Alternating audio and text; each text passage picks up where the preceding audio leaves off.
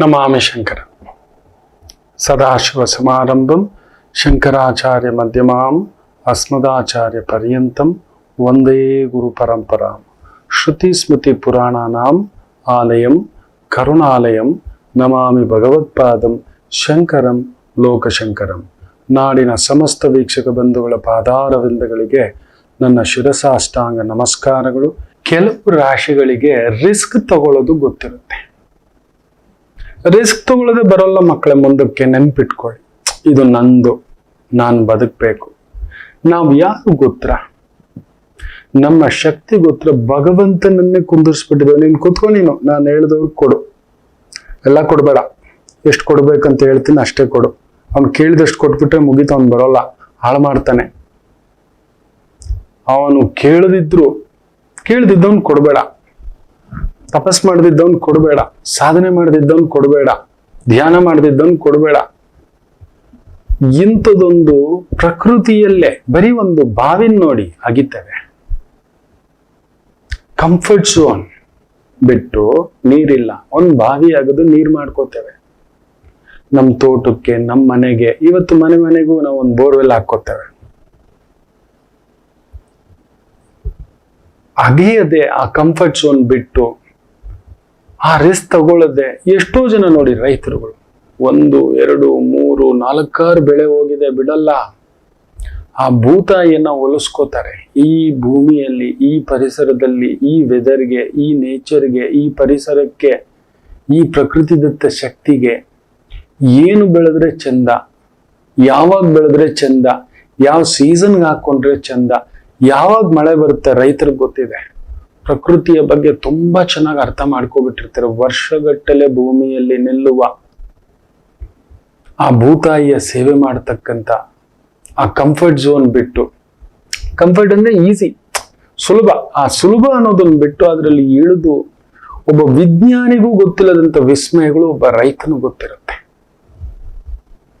ವಿಜ್ಞಾನಿ ಬಂದು ಆ ಸಾಯಿಲ್ ಟೆಸ್ಟ್ ಮಾಡಿ, ವೆದರ್ ಟೆಸ್ಟ್ ಮಾಡಿ, ನಾನಾ ರಿಸರ್ಚ್ಗಳು ಮಾಡಿ ಹೇಳಿದ್ರೆ ಇವ್ರೇನಿಲ್ಲ, ಅಲ್ಲಿ ಬಂದಿದ ತಕ್ಷಣ ಇಲ್ಲಿ ಟೊಮ್ಯಾಟೊ ಹಾಕಿದ್ರೆ ಚೆನ್ನಾಗಿ ಬರುತ್ತೆ, ಬದ್ನೆಕಾಯಿ ಹಾಕಿದ್ರೆ ಚೆನ್ನಾಗಿ ಬರುತ್ತೆ, ಇಲ್ಲಿ ಕಬ್ಬು ಹಾಕಬಾರ್ದು, ಕಡಲೆಕಾಯಿ ಹಾಕಿದ್ರೆ ಚೆನ್ನಾಗಿ ಬರುತ್ತೆ, ಜೋಳ ಹಾಕಿದ್ರೆ ಚೆನ್ನಾಗಿ ಬರುತ್ತೆ. ಅವನಿಗೆ ಗೊತ್ತಿದೆ, ಬೆಳೆದಿದ್ದಾನೆ, ಪಟ್ಟಿದ್ದಾನೆ, ಕಷ್ಟಪಟ್ಟಿದ್ದಾನೆ, 10 ರೈತರುಗಳ ಅನುಭವಗಳನ್ನ ನೋಡಿದ್ದಾನೆ.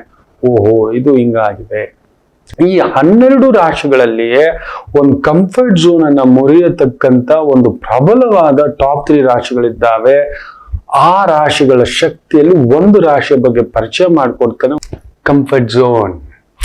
ಬಿಡಪ್ಪ, ಆರಾಮ್ಸೆ ಇದ್ದೇವೆ, ನನ್ನ ಮಗಳಿದೆ ಓದ್ಬೇಕು, ನನ್ನ ಮಗಳಿದೆ ಮಾಡ್ಬೇಕು, ನಾನು ಇದೇ ಮಾಡ್ಬೇಕು, ಏನೋ ಒಳ್ಳೆ ಸಂಬಂಧ ಬಂದ್ಬಿಡ್ತು, ದಯಮಾಡಿ ನೋಡಿ. ಒಮ್ಮೆ ಒಂದು ರಾಜ, ಅವನು ತನ್ನ ಅಂತಃಪುರ ಹೀಗೆ ಬಂದು ಬಾಲ್ಕನಿ ಅಂತೀವಲ್ಲ, ಹಿಂಗ್ ಬಂದು ಕೂತಿದ್ದಾನೆ. ಒಂದು ಗಿಳಿ ಮರಿ ಬಂತು, ಆಡ್ಕೊಂಡ್ ಖುಷಿಯಾಗಿ ನೋಡ್ದ. ತುಂಬಾ ಅಂದವಾಗಿತ್ತು, ಕೀ ಕೀ ಕೀ ಕೀ ಅಂತಿತ್ತು. ಇವನಿಗೂ ತುಂಬಾ ಕಂಫರ್ಟ್ ಅನ್ನಿಸ್ತು.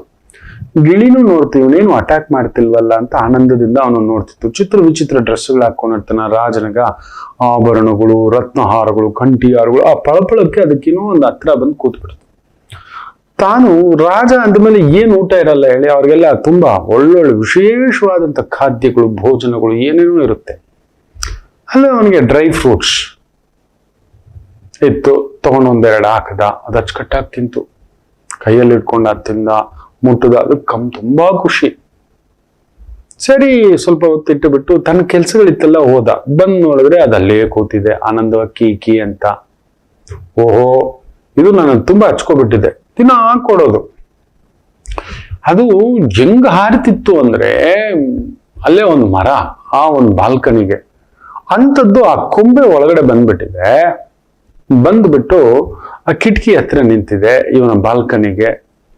ಹಾರ್ತಿದ್ದಂಥದ್ದು ಹಾರ್ತಾನೆ ಇಲ್ಲ, ಕೂತ್ಕೊಬಿಟ್ಟಿದೆ. ನಿತ್ಯ ಕೀ ಕೀ ಅನ್ನುತ್ತೆ ಅಷ್ಟೇ. ಅವನನ್ನೇ ನೋಡುತ್ತೆ, ಮೆಲ್ಲ ನಡ್ಕೊಂಡ್ ಬರುತ್ತೆ ಬುಡ್ಡ ತರ.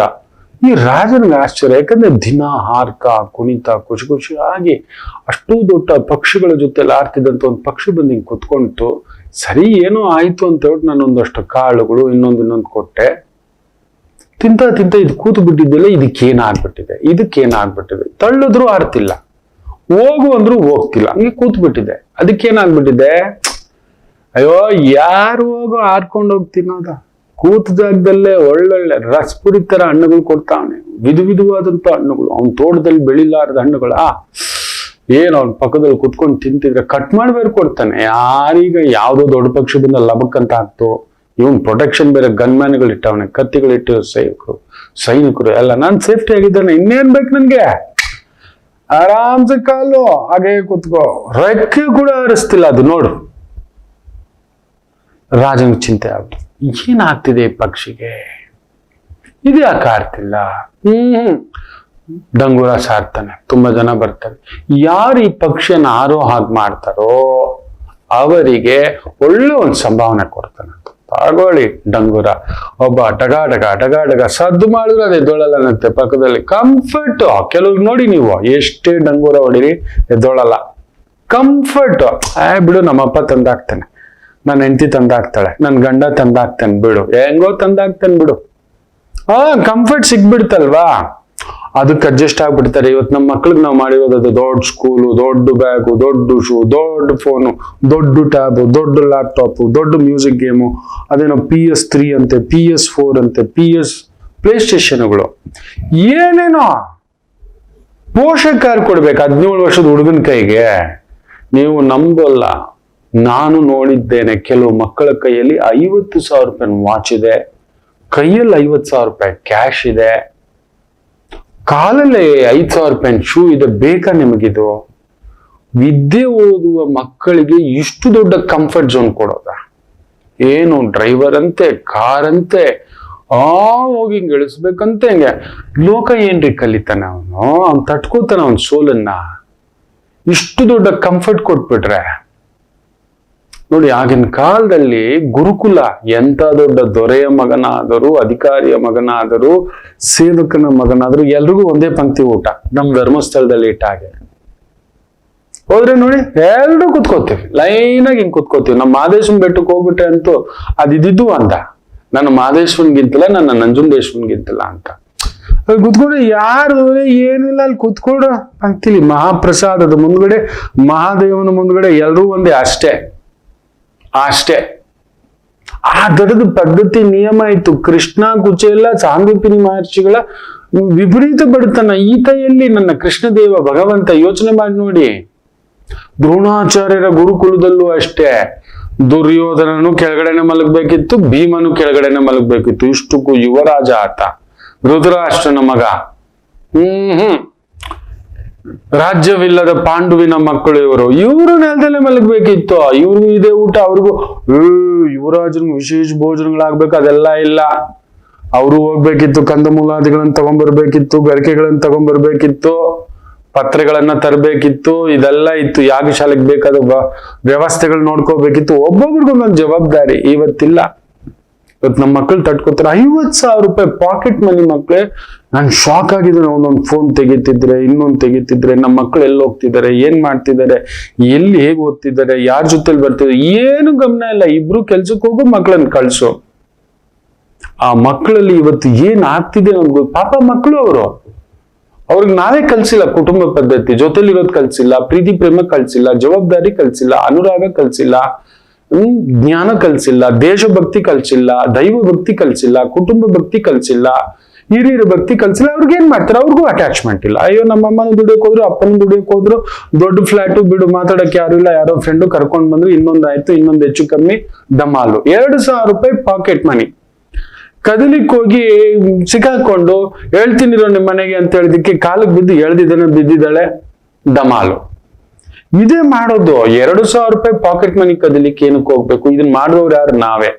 ಬೇಕು ಬೇಡ ಎಲ್ಲ ಕಂಫರ್ಟ್ ಝೋನ್ ಮಾಡಿಟ್ಬಿಟ್ವಿ. ಯೋಚನೆ ಮಾಡಿ ನೋಡಿ ಮಕ್ಕಳೇ, ಇಷ್ಟು ದೊಡ್ಡ ವಾಚ್, ಅವ್ರು ಕೇಳಿದ ವಾಚು, ಕೇಳಿದ ಶೂ, ಕೇಳಿದ್ದು ಬಟ್ಟೆ ಕೊಡಬಾರದು. ಮಕ್ಕಳಿಗೆ ನೆನಪಿಟ್ಟುಕೊಳ್ಳಿ, ನಮ್ಮ ಸಿರಿವಂತಿಕೆಯ ಬಗ್ಗೆಯೂ ತೋರಿಸ್ಕೊಳ್ಳಬಾರದು, ನಮ್ಮ ಬಡತನದ ಬಗ್ಗೆಯೂ ಹೇಳಿಕೊಳ್ಳಬಾರದು. ತುಂಬಾ ಜನ ಗೊತ್ತಿಲ್ಲ. ಬಡತನದ ಬಗ್ಗೆ ಹೇಳ್ಕೋಬಾರ್ದು, ನಿಜವೇ. ಹಾಗೆ ಸಿರಿವಂತಿಕೆಯನ್ನು ತೋರಿಸ್ಬಾರ್ದು, ಮಕ್ಕಳು ಮುಂದ್ಗಡೆ ತೋರಿಸ್ಬಾರ್ದು. ಕಂಫರ್ಟ್ ಝೋನ್ ಬಂದ್ಬಿಡ್ತಾರೆ. ಈಗಿನ ಮಕ್ಕಳು ಗೊತ್ತಾಗಲ್ಲ ಪಾಪ. ಅಯ್ಯೋ, ಈಗಿನ ಮಕ್ಕಳು ಗೊತ್ತಿಲ್ಲ. ಇವತ್ತು ಅವ್ರೇನಾದ್ರೂ ತಪ್ಪು ಮಾಡುತ್ತಿದ್ದರೆ ಅದಕ್ಕೆ ಪರಿಪೂರ್ಣ ಶಾಪಗ್ರಸ್ತರು ನಾವೇ ನಾವೇ ನಾವೇ. ದೊಡ್ಡ ಕಾರು, ದೊಡ್ಡ ಮನೆ, ದೊಡ್ಡ ಬಂಗ್ಲೆ, ದೊಡ್ಡ ಸ್ಟೇಟಸ್, ಇದೇ ಮಾತಾಡೋದು. ದೊಡ್ಡ ಸ್ಕೂಲು, ಅವರ ಇವರ ಹೀಗೆ. ಗೌರ್ಮೆಂಟ್ ಸ್ಕೂಲ್ ಹಚ್ಚಿ ತುಂಬಾ ದೊಡ್ಡ ದೊಡ್ಡ ಸಾಧಕರೆಲ್ಲ ಗೌರ್ಮೆಂಟ್ ಸ್ಕೂಲಲ್ಲೇ ಓದ್ ಬಂದಿರೋರು. ಇದೆಲ್ಲ ಮಾಡಿಟ್ಬಿಟ್ಟಿದ್ದೇವೆ ಕಂಫರ್ಟ್ ಝೋನ್ ಈಗಿನ ಮಕ್ಕಳಿಗೆ. ಆ ಮಕ್ಕಳಿಗೆ ಇನ್ನೇನ್ ಮಾಡ್ಕೋತಾರೆ? Break the chain comfort zone ಅಂತ ಒಂದು ಕಂಫರ್ಟ್ ಝೋನ್ ಅನ್ನ ನೋಡಿ. ಆ ರಾಜ ಬ್ರೇಕ್ ಮಾಡ್ಬೇಕೀಗ. ಏನ್ ಮಾಡೋದು ಅಂದ್ರೆ, ಏನ್ ಟಮಟೆ ಹೊಡೆದ್ರು ಎದ್ದೋಳಲ್ಲ, ನಾರ ಹೊಡೆದು ಎದ್ದೋಳಲ್ಲ, ಏನ್ ಮಾಡಿದ್ರು ತಲೆ ಕೆಟ್ಟೋಗುತ್ತೆ. ಏನ್ ಅದಕ್ಕೆ ಹಸುವೆ ಆದಾಗ ಮ್ಯಾವ್ ಮ್ಯಾವ್ ಕೀ ಕೀ ಅನ್ನುತ್ತೆ, ತಗೋ ತಿನ್ಸು. ಏನೋ ಇಂಥ ಕೆಲಸ ಮಾಡ್ಬಿಟ್ನಲ್ಲ ಅಂತ. ಕಡೆಗೆ ಒಂದು ದಿನ ಒಬ್ಬ ರೈತ ಬಂದಂತೆ, ನಾನ್ ಮಾಡ್ತೀನಿ ಅನ್ನಂತೆ. ರೈತನ ತುಂಬಾ ತುಂಬಾ ಬುದ್ಧಿವಂತರು, ಸರಸ್ವತಿ ಪುತ್ರರೆಲ್ಲ ಬ್ರೇಕ್ ಮಾಡಕ್ಕಾಗಲಿ. ಏನ್ ಮಾಡ್ತಾರೆ ಸರಿ, ಏನೋ ಮಾಡಪ್ಪ. ಕೊಡ್ಲಿ ತಗೊಂಡು ಅದ್ ಕುತ್ಕೊಂಡು ಕೊಂಬಿನ ಕತ್ತರಿಸದ್ನಂತೆ. ಓ ಸರ್ರಂತ ಹಾರಿ ಓಡ್ತಂತೆ ಅದು. ಯಪ್ಪ ಏನೋ ಮಾಡ್ಬಿಟ್ರು ನಾನು ಕುತ್ಕೊಂಡಿದ್ದ ಜಾಗಕ್ಕೆ ಅಂತ. ರಾಜನಿಗೆ ಆಶ್ಚರ್ಯ ಅಂತೆ. ರೈತನ ಕೇಳದಂತೆ, ಏನಂತ. ಕೂತ್ಕೊಳ್ಳೋಕ್ ಜಾಗ ಕೊಟ್ಬಿಟ್ಟಿದ್ದಿ ಸ್ವಾಮಿ, ತಿನ್ನೋಕ್ಕೂ ವ್ಯವಸ್ಥೆ ಮಾಡಿಟ್ಬಿಟ್ಟಿದ್ದಿ ಸ್ವಾಮಿ, ಇಷ್ಟು ಅನುಕೂಲ ಮಾಡಿ ಕೊಟ್ಟರೆ ಅದಿನ್ನೇನಾಗುತ್ತೆ, ಹಾಳಾಗುತ್ತೆ. ಸೊ ಅದಕ್ಕೆ ಆ ಕೊಂಬೆನೆ ಕತ್ತರಿಸ್ಬಿಟ್ಟೆ, ಓಡ್ತು ನೋಡಿ ಈಗ ಅಂತ. ಬಾಲ್ಕನಿಗೆ ಬಾಗಿಲು ಮುಚ್ಚದ್ನಂತೆ. ನೀನ್ ಸವಾಸ ಸಾಕು, ಆಡ್ಕೊಂಡು ಆನಂದವಾಗಿರು ಅಂದ್ರೆ ನೀನ್ ಕಂಫರ್ಟ್ ಝೋನ್ ಅನುಕೂಲಕ್ಕೆ ಅಡ್ಜಸ್ಟ್ ಆಗ್ಬಿಟ್ಟಿದ್ದೀಯ ಅಂತ. ಬದುಕು ಹಾಗೆ ಮಕ್ಕಳೇ, ತಪ್ಪು ತಿಳ್ಕೊಬೇಡಿ. ತುಂಬಾ ಕಂಫರ್ಟ್ ಝೋನ್ ಅಲ್ಲಿ ಕೂತ್ಕೋಬೇಡಿ. ಆಯಾರಾಮ್ ಗಯಾರಾಮ್ ಒಂದು ಈ ಟಾಪ್ 3 ರಾಶಿಗಳು ಒಂದಿದೆ ಮಗು, ಮೇಷ ರಾಶಿ. ಈ ಕಂಫರ್ಟ್ ಝೋನ್ ಅನ್ನ ಬ್ರೇಕ್ ಮಾಡೋದ್ರಲ್ಲಿ ನಿಮಗ್ ನೀವೇ ನಿಸ್ಸಿಮ್ರು. ಮಾಡಬೇಡ ಮಾಡ್ತೀರಿ, ನೋಡಬೇಡ ನೋಡ್ತೀರಿ, ಹೋಗಬೇಡ ಹೋಗ್ತೀರಿ, ಬಟ್ ಕೇಳಿ ಮಾಡಿ. ಹೌದು, ನೀವು ಆ ಕೊಂಬೆನೆ ಕತ್ತರಿಸೋ ತಾಕತ್ತಿರೋರು. ಹೇಳಿ ಮನೆಯಲ್ಲಿ, ನಾನು ಇದು ಮಾಡ್ತೀನಿ. ಅದು ಸಮಾಜಕ್ಕೆ ಒಳ್ಳೇದಾ, ನಾಳೆ ನನ್ನ ಸ್ಥಾಯಿಗೆ ಒಳ್ಳೇದಾ? ಇಲ್ಲ ನಾನು ಹೋಗಿ ಬೆಟ್ಟಿಂಗ್ ಆಡೋದೆ, ಹಾಳಾಗೋಗಿ ಬಿಟ್ಬಿಡಿ. ನನ್ ಮಗ ಬರ್ತಿಲ್ಲ. ಒಂದು ತಾಯಿ 10 ಪೇಜು ಒಂದು 6-8 ವರ್ಷ ಹಿಂದ್ಗಡೆ ಬಂದಿತ್ತಂತೆ. ಬರ್ತಾನೆ 2021-22 ಹೋಗಿ ಒಂದು ಪ್ರಯತ್ನ ಮಾಡಿ ನೋಡೋಣ. ಬಂದ್ರು ನಿನ್ ಜೊತೆ ಇರೋಲ್ಲ, ನಿನ್ ಮಾತು ಕೇಳೋಲ್ಲ, ನಿನ್ನ ನೋಡಲ್ಲ, ಬಂದು ನೋಡ್ಕೊಂಡು ಹೋದ್ರೆ ಸಾಕು ಅಂತ. ಆಗ್ಲಿ ಹೋಗು ತಾಯಿ ಅಂತೆ. ಮೊನ್ನೆ ಮತ್ತೆ ಬಂದಿತ್ತು. ನಾನು ಮರ್ತ್ಬಿಟ್ಟಿದ್ದೇನೆ. ದೈವ ಕೊಟ್ಟಿರೋ ನನಗೆ ಒಂದು ದೊಡ್ಡ ಶಕ್ತಿ ಏನಂದ್ರೆ ಶಾರ್ಟ್ ಮೆಮೊರಿ. ಆ ದಿನ ಆ ಕ್ಷಣ ಅಷ್ಟೇ, ಮತ್ತೆ ನೆನಪಿರೋಲ್ಲ. ಮತ್ತೆ ಅದನ್ನೇ ಬರೆದಿದ್ದೇನೆ. ನನ್ನ ಗಂಡ, ನನ್ನ ಮಗು, ನನ್ನ ಕುಟುಂಬ ಒಂಟಿಯೇ, ಆಶ್ರಮ ಸೇರಿಕೊಳ್ಳಿ, ಇಷ್ಟೇ ಬರೆದಿದ್ದೇನೆ. ಆಶ್ರಮದಲ್ಲೇ ಇದೆ ತಾಯಿ. ಬರೋಲ್ವಾ ಗುರುಗಳೇ? 30-35 ವರ್ಷ ದುಡಿದು ಒಂದಷ್ಟು ದುಡ್ಡು ಸೇರಿಸಿಟ್ಟಿದೆ. ಮಗ ಮದುವೆ ಆಗಿ ಎಲ್ಲೋ ಇದ್ದಾನೆ. 18-20 ವರ್ಷ ಆಗ್ಬಿಟ್ಟಿದೆ. ಮಗನ್ನ ನೋಡಿ ಕೋರ್ಟಲ್ಲಿ ಕೇಸ್ ಹಾಕಿ ಡೈವರ್ಸ್ ಆಗಿ ಮಗನನ್ನ ಕಸ್ಟಡಿಗೆ ತಗೋಬಿಟ್ಟಿದ್ದಾನ ಆತ. ನೋಡಕ್ಕೂ ಬಿಟ್ಟಿಲ್ಲ. ಮನೆ ಯಾರಿಗೂ ಹೇಳ್ದೆ ಕೇಳ್ದೆ ಅದು ಎಲ್ಲಿ ಕರ್ಕೊಂಡು ಹೋಗ್ಬಿಟ್ನೋ, ಎಂತ ಕಟುಕನೋ. ಆ ಅಮ್ಮೆಯನ್ನ ಜಾತಕದಲ್ಲಿ ಇದ್ದಿದ್ದೆ ಅದು. ಆ ಬಿಕ್ಕಿ ಆ ತಾಯಿ ಜೀವ ಬರೆದಿದೆ. ರಾಮಚಂದ್ರ, ಯಾರಿಗೂ ನರಕ ಬೇಡ ಮಕ್ಳೇ. ಒಬ್ಬ ಮಗ, ನಾನು ಕೇಳ್ದೆ, ನಿಮ್ಮ ಯಜಮಾನ ಏನಾದ್ರು ಗನ್ ಪಾಯಿಂಟ್ ಅಲ್ಲಿ ನಿನ್ ಮಗನನ್ನ ಕಟ್ಟಾಕಿದಾನ? ಈಗ ಮದುವೆಯಾಗ ಒಂದ್ ಮಗುನೇ ಇದೆ ಅಂತ ಕೇಳ್ಪಟ್ಟಿದ್ದಿ ಅಂತ ಹೇಳ್ತೀಯಲ್ಲ, ಯಾವತ್ತಾದ್ರೂ ಹೋಗ್ಬೇಡ, ಹೋದ್ರು ಶೂಟ್ ಮಾಡ್ಬಿಡ್ತೀನಿ. ಇಲ್ಲವಲ್ಲ, ಅವನಿಗೆ ಅಕ್ರೆ ಇಲ್ಲ, ಬಿಟ್ಬಿಡೋ, ನಿನಗಿಲ್ಲ ಕಣೋ. ಏನೋ ತಾಯಿ ಅವತ್ ಹೇಳಿದ್ರಿ ನಿನ್ ಸಮಾಧಾನಕ್ಕೆ ಮನ್ಸಲ್ಲಿ. ಒಂದ್ ತಾಯಿ ನೋಡಿ, ಇಂಥ ತಾಯಂದ್ರು ಇದಾರಪ್ಪ. ಎಲ್ಲೂ ಇಲ್ಲದ ತಾಯಂದ್ರು ಇದ್ದಾರೆ. ಅವನ್ ಕಂಫರ್ಟ್ ಝೋನ್ ಅಲ್ಲಿ ಕೂತ್ಬಿಟ್ಟಿದ್ದಾನೆ. ನನಗ್ ಬೇಡ ನಮ್ಮಮ್ಮ, ನನ್ನ ಕಾರಣಿ ಜನ್ಮ. ಬಂದಾದ್ರೂ ಕಾರಣ ಕೇಳ್ಬೋದಿತ್ತಲ್ವ ಅಮ್ಮ, ಯಾಕಮ್ಮ ಈಗ ಆಯ್ತು? ಹೋಗ್ತಿತ್ತಂತೆ. ಆ ಕ್ವಾರ್ಟರ್ಸ್ ಅಲ್ಲಿ ಬಿಡ್ತಿರ್ಲಿಲ್ವಂತೆ ಆ ಕಟುಕ ಗಂಡ. ವಾಚ್ಮನ್ಗೆ ಹೇಳ್ಬಿಟ್ಟು ಹಾಗೂ ಹೀಗೂ ಮಾಡಿ ಕಾದು ಮಗ ಬಂದ್ರೆ ಬೆನ್ ತಿರುಗಿಸ್ಕೊಂಡೆ ಕೂತ್ಕೊಳ್ಳೋನಂತೆ. ಇವತ್ತು ಮದುವೆಯಾಗ ಒಂದ್ ಮಗು ಆಗಿದೆ ಅಂದ್ರೆ 30-32 ವರ್ಷ. 18 ವರ್ಷದ ಹಿಂದ್ಗಡೆ ತಗೊಳ್ಳಿ, ಅವನಿಗೆ ಅವತ್ತಿಗೊಂದು 16 ವರ್ಷ. ನನ್ನಮ್ಮ ಸರಿ ಬುದ್ಧಿ ಬಲ್ತ ಮೇಲೆ ಆದ್ರು ಹುಡ್ಕೊಂಡ್ ಬರ್ತಿದ್ದೆ ನನ್ನಮ್ಮ, ಹೋಗೋಣ. ನನ್ನಮ್ಮ ಹೇಳಿದ್ ಒಂದು ಮಾತಿಗೆ ಎಲ್ಲೋ ಇದ್ದವನ್ನೆಲ್ಲ ಬಿಟ್ಟು ಬಂದ್ಬಿಟ್ಟೆ. ಈ ಲಂಗೋಟಿ ಗುರೂಜಿ ಆ ಲಂಗೋಟಿನ ಹುಡ್ಕೊಂಡು ಬಂದ್ಬಿಡೋ ನಾನಾ, ನೀನ್ ಇಲ್ದೇ ಇರಲ್ಲೋ ನಾನಾ. ಕರೆದಿತ್ತು. ನಾನೆಲ್ಲೋ ಹೋಗ್ಬಿಟ್ಟಿದ್ದೆ ದೇಶಾಂತರ. ಯಾವಾಗ್ಲೋ ಒಂದ್ಸಲ ಫೋನ್ ಮಾಡ್ತಿದ್ದೆ, ಅಮ್ಮನಿಗೋಸ್ಕರ, ಇನ್ಯಾರಿಗೋಸ್ಕರನೂ ಅಲ್ಲ. ಹೇಗಿದೆ ಏನಿದೆ ಅಂತ ಅದೊಂದು ಅಷ್ಟೇ ನನ್ನ ಶಕ್ತಿ ಇದ್ದಿದ್ದು. ನನ್ನಮ್ಮ ಕುಂಟ ಕಾಲು ಇಟ್ಕೊಂಡು ಪಕ್ಕದ ಮನೇಲಿ ಫೋನು, ಇಷ್ಟೊತ್ತಿಗೆ ನನ್ನ ಮಗ ಮಾಡ್ತಾನೆ ಅಂತ ಕಾದ್ಕೊಂಡಿದ್ದು. ಇಷ್ಟು ದಿನಕ್ಕೆ ಅಂತ, ತಿಂಗಳಿಗೊಮ್ಮೆ ಒಂದ್ 10 ನಿಮಿಷ ದೂರದಿಂದ, ಎಲ್ಲೋ ದೂರು, ಹೇಗಿದ್ದೀಮ್ಮ, ಚೆನ್ನಾಗಿದ್ದೀಯಾ, ಏನೋ ಒಂದಷ್ಟು ಉಳಿಸಿದ್ ಕಳ್ಸಿದ್ದೆ ನಾನು ನೋಡು ಅಂತ. ನನಗ್ ನಿನ್ ದುಡ್ಡು ಬೇಡಪ್ಪ, ನನ್ಗೇನು ಬೇಡಪ್ಪ, ನನ್ ಕಣ್ಮುಂದ್ಗಡೆ ಎದ್ಬಿಡಪ್ಪ ಅಂತ. ನಾನು ಬರೋಲ್ಲಮ್ಮ, ನನ್ಗಿಲ್ಲಿ ಶಂಕರಾಚಾರ್ಯರದ್ದು ಇದೇ ಇಷ್ಟ ಅಂತ. ಇದು ಯಾವುದು ತಗೊಬಂದೆ ಇಲ್ಲ, ನನ್ ಕಣ್ಮುಂದ್ಗಡೆ, ನಿಮ್ ಮುಂದ್ಗಡೆ ಬರ್ಬೇಕಿತ್ತು, ಬಂದು ಬಿಟ್ಟೆ. ಕಂಫರ್ಟ್ ಝೋನ್ ಬಿಟ್ಟು ಬಂದೆ. ಇದೆಲ್ಲ ಕಂಫರ್ಟ್ ಝೋನ್ಗಳು ಕಲ್ತ್ಕೊಂಡಿದೆ. ಒಂದು ಮಾತು ಕೂಡ ಬಂದ್ಬಿಟ್ಟೆ. ಆತನಿಗೆ ಅನ್ನಿಸ್ಲೇ ಇಲ್ಲ, ಇಲ್ಲವೇ ಇಲ್ಲ. ಗಂಡ ಒಂದು ದಿಕ್ಕು, ಮಗನೊಂದು ದಿಕ್ಕು, ನಿನ್ನದೊಂದು ದಿಕ್ಕು, ನಿನ್ನದು ಆಶ್ರಮ ಜೀವನ ಅಂತ ಬರೆದಿದ್ದಾನೆ. ಬರೆದಾಗಿ ಹೋದ್ಮೇಲೆ ಇರ್ಲಿ ಗುರುಗಳೇ, ಇದು ಓದ್ಕೊಳ್ಳಿ ಅಂತ ಕೊಟ್ಬಿಟ್ಟು ಹೋಯ್ತು. ಇವೆಲ್ಲ ನೋಡ್ಲಿಕ್ಕೆ ಏನು ಭಗವಂತ ಇನ್ನೂ ಇಟ್ಟಿದ್ದಾನೆ ಅಂತ. ಅದರಿಂದ ಕಂಫರ್ಟ್ ಝೋನ್ ಬ್ರೇಕ್ ಮಾಡಿ ಮಕ್ಕಳೇ. ಮೇಷರಾಶಿ ಹತ್ರ ಮಾಡ್ತಾರೆ ಸಾಧಕರು. ನಿಮ್ಮ ಮಗ ಮೇಷರಾಶಿ ಆಗಿದ್ದರೆ ಚೆಕ್ ಮಾಡಿ, ಅವ್ರನ್ನ ಬ್ರೇಕ್ ಮಾಡಕ್ಕೆ ಹೇಳಿ, ಮಾಡ್ತಾರೆ. ಅಸಾಧ್ಯವಾದದ್ದನ್ನು ಕೂಡ ಸಾಧಿಸ್ಕೊಳ್ತಕ್ಕಂಥ ಅಪರಿಮಿತ ಬಲವಿರತಕ್ಕಂಥ ಶಕ್ತಿ. ಹೌದು, ಮನೆ ಆ ಮಗು ನೋಡಿದ್ನಲ್ಲ, ಸಿಂಹ ಲಗ್ನ, ಮೇಷದಲ್ಲೇ ಕುಜ. ಹಬ್ಬ 18ನೇ ವಯಸ್ಸಿಗೆಲ್ಲ, 16-17ನೇ ವಯಸ್ಸಿಗೆಲ್ಲ ನ್ಯಾಷನಲ್ ಲೆವೆಲ್ ಅಲ್ಲಿ ಬ್ರಾನ್ಸ್ ಹೊಡೆದಿದೆ ಅಂದ್ರೆ ಸುಮ್ಮನೆ ಆಟ ಆಡ್ಲಿಕ್ಕೆ ಹೋಗಿದ್ದು ಗುರುಜಿ. ಅದು ಹೇಳಿದ್ ನೋಡ್ಬೇಕಿತ್ತ ಮಗು. ಸುಮ್ನೆ ಪಾರ್ಟಿಸಿಪೇಟ್ ಮಾಡಕ್ ಹೋಗಿದ್ದಷ್ಟೇ, ಎತ್ತಾಗಿ ಬಂದಿದ್ದ ಗುರುಜಿ ಅಂತ. 16ನೇ ವಯಸ್ಸಿಗೆ 80 kg ವ್ಯಕ್ತಿಯ ನಿಂಗೆ ಎತ್ತಿ ಬಿಸಾಕಿದೆ ಅಂದ್ರೆ ಯೋಚನೆ ಮಾಡಿ ನೋಡಿ ನಮ್ ಕೈಯಲ್ಲಿ ಏನಿರ್ಬೇಕು. ನನಗೆ ಏನ್ ಅನ್ನಿಸ್ತು ಗೊತ್ತಾ, ಇದು ಶಕ್ತಿ ದೇವತೆ ಕಣೋ, ಇದನ್ನ ಹಿಡ್ಕೊ. ಅದಕ್ಕೆ ಜಾತಕಗಳಲ್ಲಿ ಹುಡುಕ್ತಾ ಇರ್ತೀವಿ. ಇಂಥ ಜಾತಕ ಯಾವುದು ಮಹಜ್ಜಾತಕ ಅನ್ನೋದು ಇದನ್ನೇ.